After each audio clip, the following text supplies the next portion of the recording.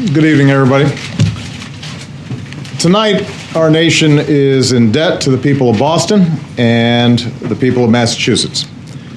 After a vicious attack on their city, Bostonians responded with resolve and determination.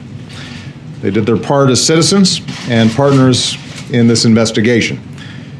Boston police and state police and local police across the Commonwealth of Massachusetts responded with professionalism and bravery over 5 long days.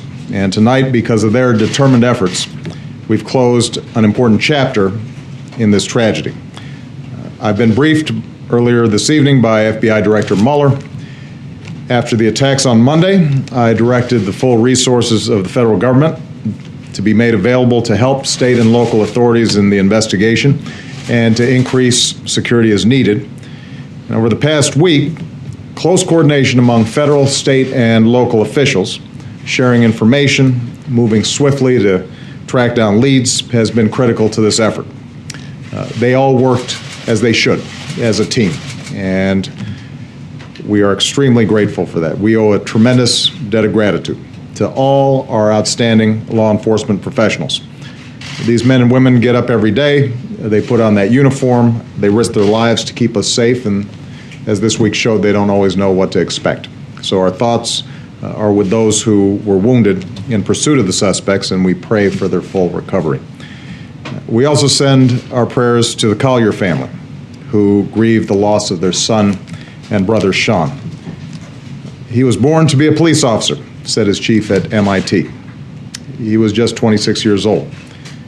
And as his family has said, he died bravely in the line of duty, doing what he committed his life to doing, serving and protecting others. So we're grateful to him. Obviously, tonight there are still many unanswered questions. Among them, why did young men who grew up and studied here as part of our communities and our country resort to such violence? How did they plan and carry out these attacks, and did they receive any help? The families of those killed so senselessly deserve answers. The wounded, some of whom now have to learn how to stand and walk and live again, deserve answers. And so I've instructed the FBI and the Department of Homeland Security and our intelligence community to continue to deploy all the necessary resources to support the investigation, to collect intelligence, and to protect our citizens. We will determine what happened. We will investigate any associations that these terrorists may have had, and we'll continue to do whatever we have to do to keep our people safe.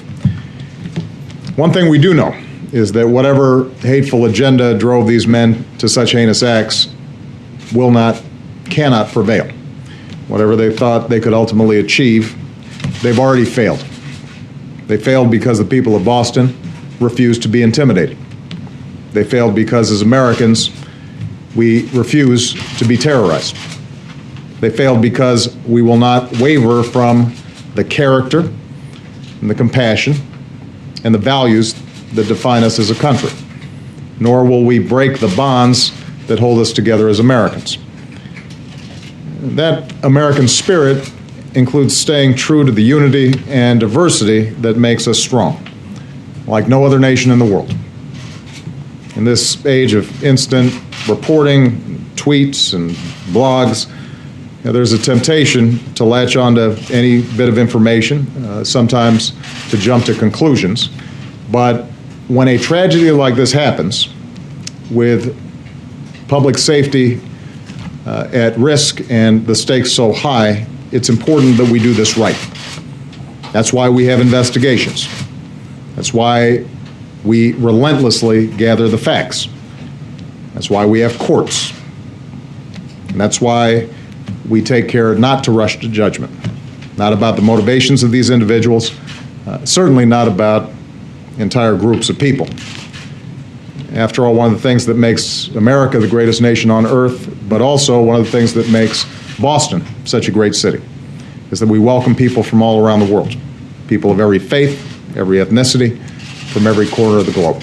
So as we continue to learn more about why and how this tragedy happened, let's make sure that we sustain that spirit. Tonight, we think of all the wounded still struggling to recover.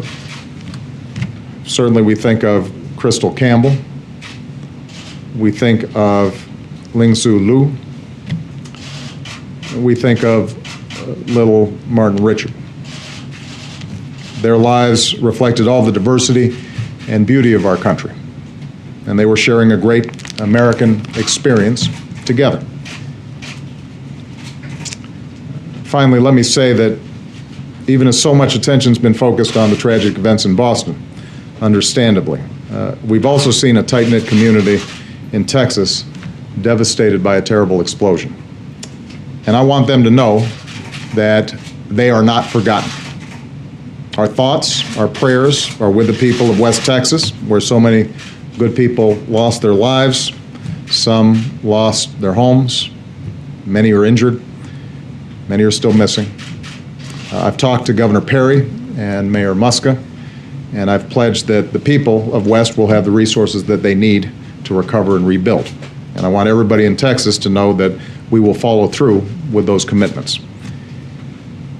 All in all, this has been a tough week, but we've seen the character of our country once more.